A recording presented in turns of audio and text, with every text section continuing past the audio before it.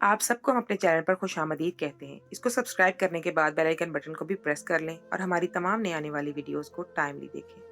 मेरी बीवी जैसी जालिम औरत इस दुनिया में नहीं थी और मैंने ही उसे ये जुल्म करने का मौका दिया था। वो मेरे जज्बात के साथ खेलती थी, ऐसे जज्बात के साथ जो सिर्फ एक मर्द में ही होते हैं। जब मैं घर में दाखिल हुआ तो ये सोच रहा था कि मैं देर से आया हूँ तो वो सो गई होगी, लेकिन वो जाग रही थी और बहुत ज्यादा तैयार हुई थी। बहुत खूबसूरत लग रही थी। उसके बारीक होंठ थे, बड़ी बड़ी आंखें थीं और बिल्कुल सफेद रंगत की मालिक थी। मेरे ही कमरे में मेरे ही बिस्तर पर बैठी थी। बहुत प्यारी लग रही थी। उसने वही कलर पहन रखा था जो मुझे बहुत पसंद था। और मैंने कहा कि तुम अभी तक सोई क्यों नहीं? तो कहने लगी कि आपका इंतजार कर रही थी। मैंने कहा कि मेरे से कोई तुम्हें मतलब नहीं होना चाहिए, चुपचाप सो जाती तो बेहतर था। उसने कहा कि मेरा चुपचाप सोने का इरादा नहीं है। मैंने कहा फिर क्या इरादा है? वो आगे बढ़ी और मेरे करीब आई। उसने कहा कि वो तो मैं आपको बाद में बताऊंगी। मैं उससे दूर दूर जाने लगा। उसने कहा कि ये क्या बात हुई? मैं आपकी बीवी हूँ, मैं आप पर हलाल हूँ, पर मैं आपके पास नहीं जाना चाहता था। और इसकी वजह क्या थी वो सिर्फ मैं ही नहीं, वो भी जानती थी, लेकिन अनजान बन रही थी।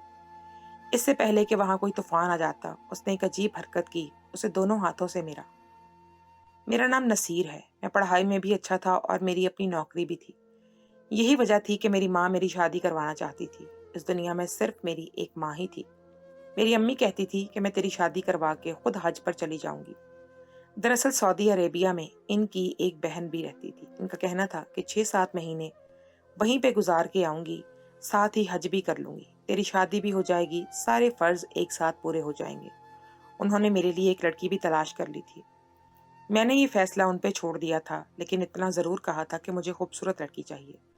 मेरी जिंदगी में यूं तो कुछ बुरा नहीं था, लेकिन मेरी अम्मी को मेरे दोस्त बहुत बुरे लगते थे।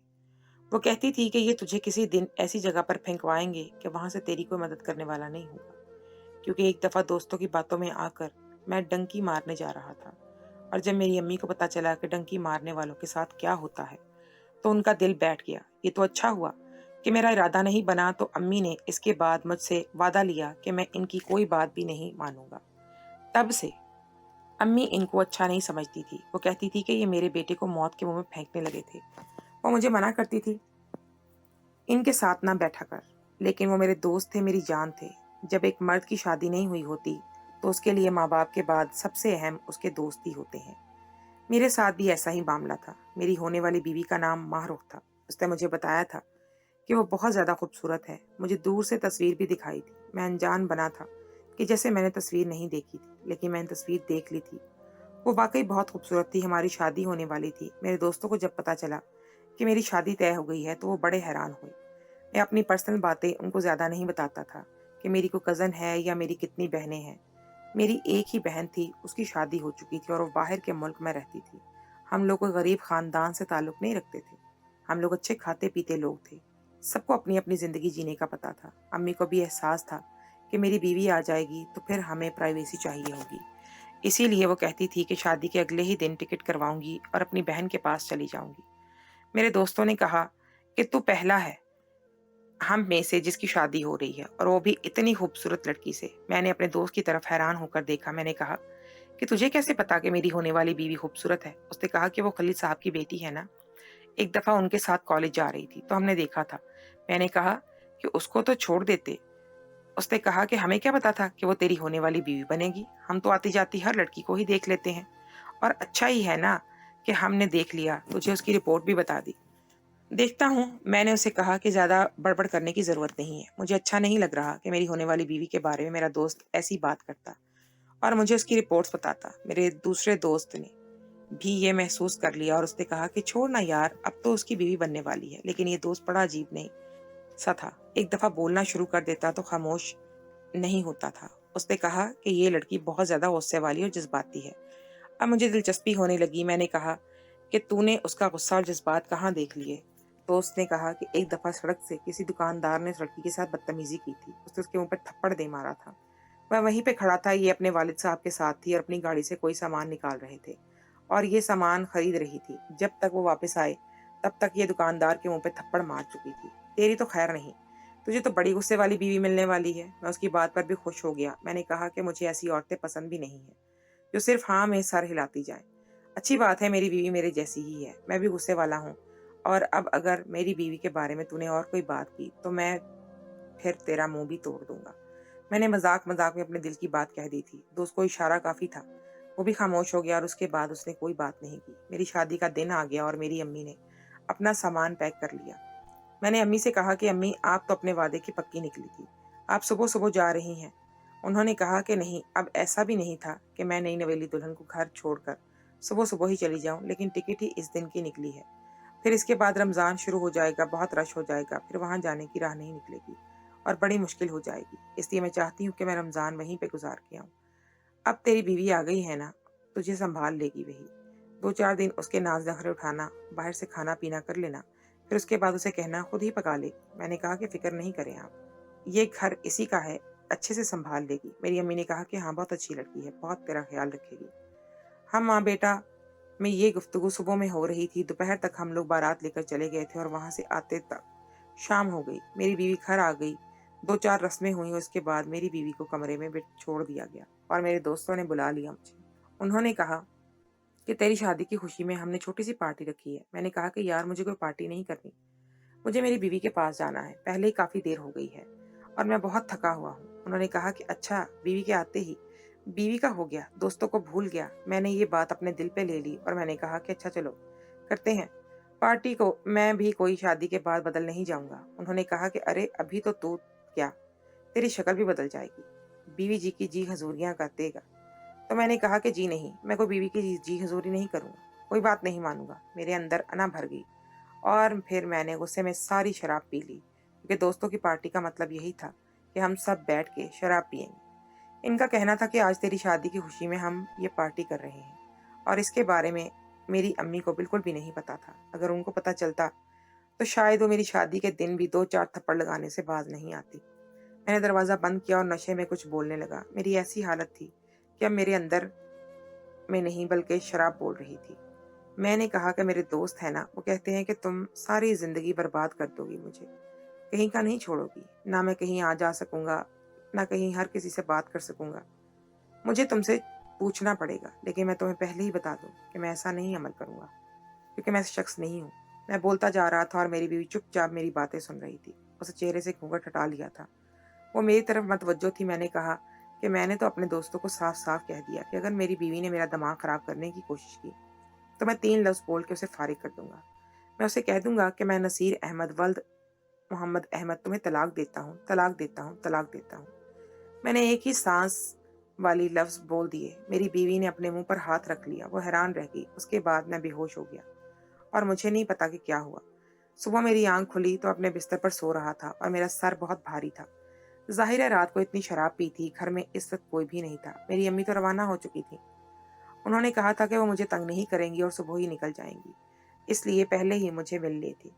पर इनका कहना था कि खाला के घर पे ही वो शाम तक वापस जाएंगी, क्योंकि अकेली दुल्हन होगी तो कहीं घबरा ही ना जाए। पर मेरी बीवी भी कमरे में नहीं थी। मुझे लगा कि शायद बाहर होगी।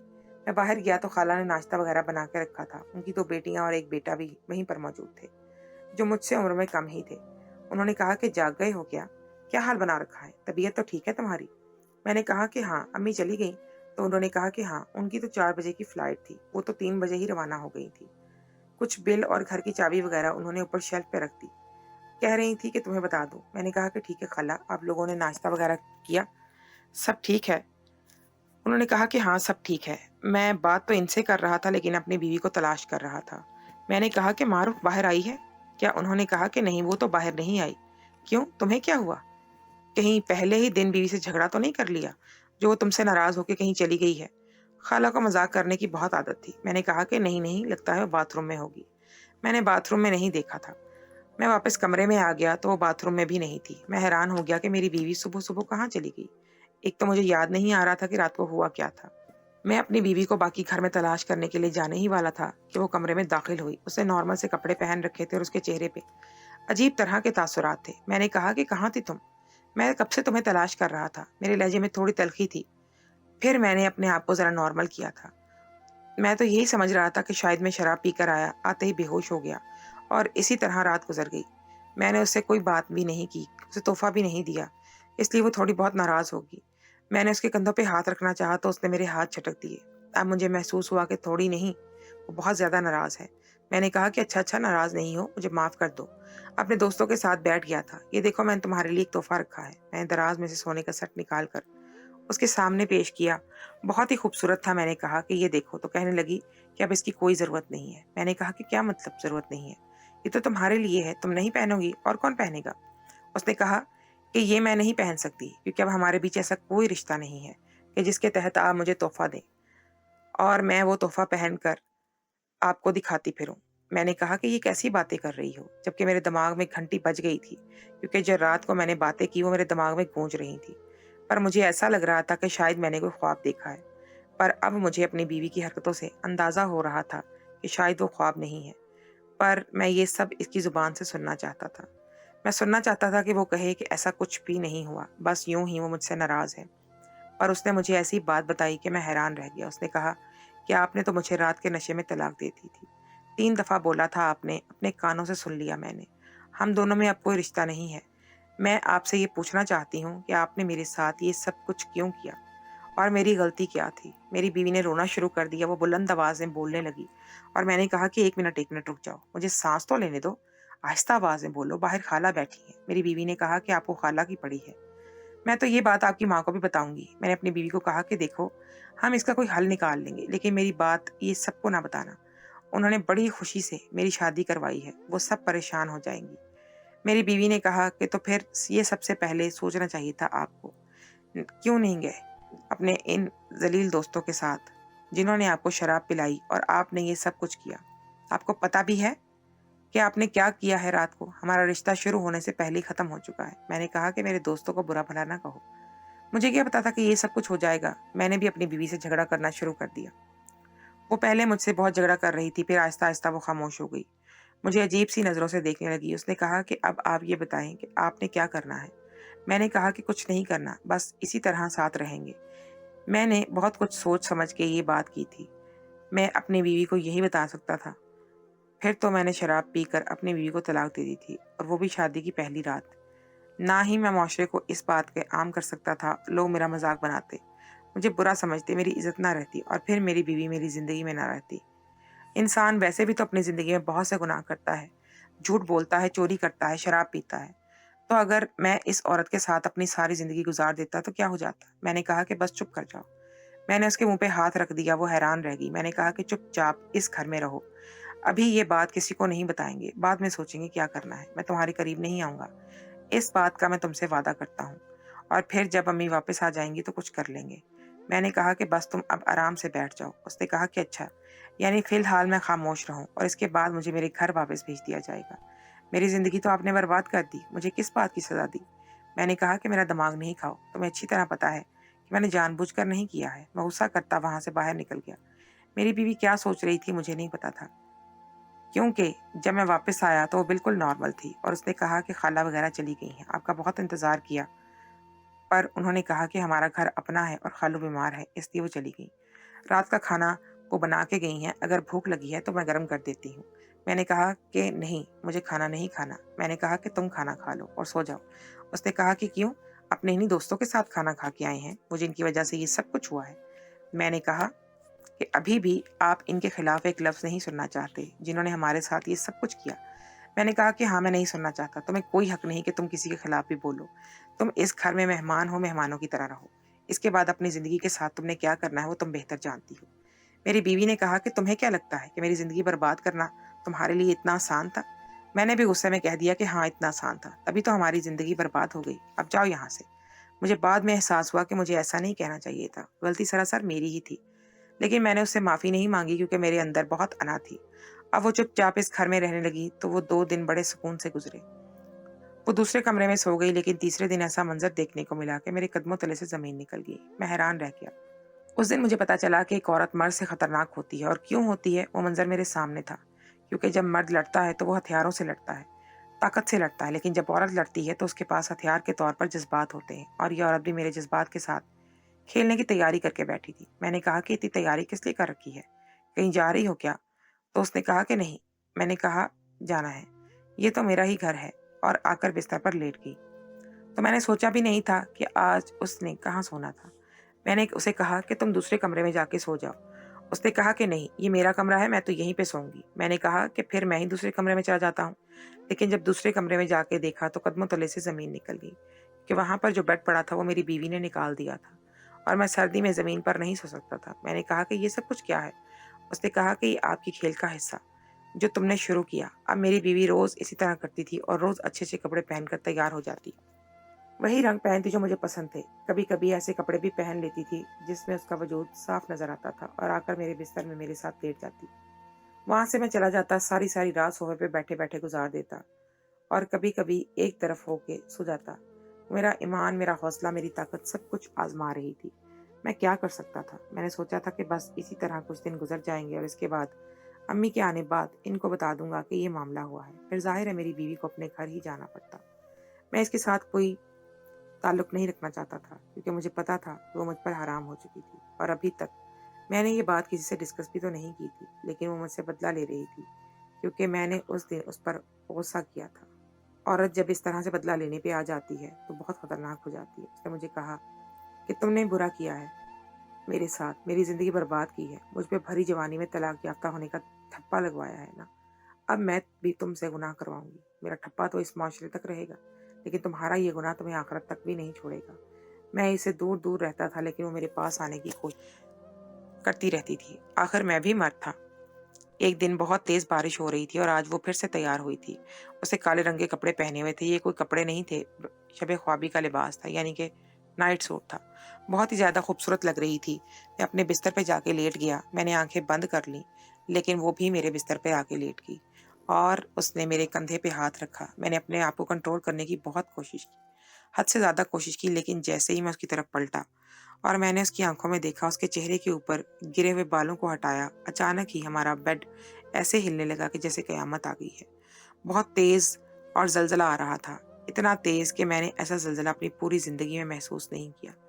मैंने उसे कहा कि उठो उठो, भागो यहाँ से। वो उठ के फौरन वहां से चली गई, लेकिन जब मैं नीचे उतरने लगा मेरा पाँव मुड़ गया और मैं उसके बाद मुझे याद नहीं कि मेरे साथ क्या हुआ। मेरी आंख खुली तो मैं अस्पताल में था। मेरी अम्मी वापस आ चुकी थी और मेरी टांग टूट चुकी थी। आज मुझे 7 दिन के बाद होश आया था। मेरी अम्मी बहुत परेशान थी। मुझे होश में आता हुआ देखकर बहुत खुश हो गई। अल्लाह का शुक्र अदा करने लगी। मेरी बीवी भी वहीं पर मौजूद थी। मेरे डॉक्टर ने कहा था कि मैं शायद कभी भी चल नहीं पाऊंगा क्योंकि मेरी टांग 3 जगह से टूटी थी। हमारा घर भी टूट चुका था और काफ़ी सारा नुकसान हुआ था। इतना भी नहीं, लेकिन फिर भी नुकसान तो हुआ था। मेरी बीवी को भी कुछ चोटें लगी थी। चोटों को देख के लगता था कि उसे भी गहरी चोटें आई थी, लेकिन 7 दिन में वो पहले से कुछ बेहतर हो गई थी और अब अपने पैरों पे खड़ी थी। मैंने अम्मी को अपने पास बुलाया और उनको सब कुछ बता दिया। अम्मी भी हैरान रह गईं। हमने मुफ्ती साहब से राब्ता किया। उन्होंने कहा कि तलाक तो हो गई है क्योंकि इसने खुद बोली है और इसको याद भी है। इसीलिए अब आपको इन दोनों को अलग रखना होगा, यानी ये एक दूसरे से अलग हो जाए और फिर ये हलाला का रास्ता है। पर मेरी बीवी ने हलाला करवाने से इनकार कर दिया और वो अपने घर वापस चली गई। मेरी ज़िंदगी में एक खूबसूरत बड़ा तूफान आया था जिसकी वजह से मेरे दोस्त बने, मेरी बुरी सोहबत बनी थी। इन लोगों की वजह से मेरी ज़िंदगी में सब कुछ हुआ। मेरी अम्मी ठीक कहती थी कि ये लोग मुझे किसी दिन ज़लील करवाएंगे और उन्होंने मुझे ज़लील करवाया। एक अच्छी औरत जो मेरी ज़िंदगी में आने वाली थी, उसकी नज़रों में उन्होंने मुझे मुजरिम बना दिया और उसने मुझसे बदला लेने की खातिर वो सब कुछ किया। वो वाकई एक जज्बाती और बहादुर लड़की थी। वो अपना बदला खुद लेना जानती थी और मेरी ज़िंदगी में नहीं। मैं अपने पैरों पे चल भी नहीं सकता। इस बात को 3 साल हो गए और मैं बैसाखी पकड़ के चलता हूँ। मेरी खूबसूरती भी बर्बाद हो गई है। मैं इन दोस्तों से भी किसी से भी राब्ता नहीं करता। वो बार बार माफ़ी मांगते हैं लेकिन मैंने किसी को भी माफ़ नहीं किया। मेरी अम्मी मेरे लिए बड़ी परेशान रहती हैं। मेरी ज़िंदगी इसी तरह गुजर रही है। आप लोग बताएं कि अगर आप लोगों में से कोई मेरी जगह होता तो आप क्या करते, और जो मैंने किया उसके बारे में आप लोगों का क्या ख्याल है। ये मेरी ज़िंदगी की सच्ची कहानी है और मैं अपनी कहानी सुनाकर लोगों को यही समझाना चाहता हूँ कि किस्मत पलटते देर नहीं लगती। 1 मिनट में कुछ भी हो सकता है। इसीलिए कभी भी किसी का दिल ना दुखाएं, बुरे लोगों से दूर रहें। आपकी सोहबत ही ये तय करती है कि आप कैसे हैं। मेरी सोहबत बुरी थी, मैं बुरा नहीं था, लेकिन नतीजा तो बुरा ही निकला और सज़ा मुझे मिल रही। मेरे साथ बहुत बुरा हुआ। आज मेरी ज़िंदगी कुछ और हो सकती थी, लेकिन अब मेरी ज़िंदगी क्या है और कैसी है, ये तो सिर्फ मैं ही महसूस कर सकता हूँ।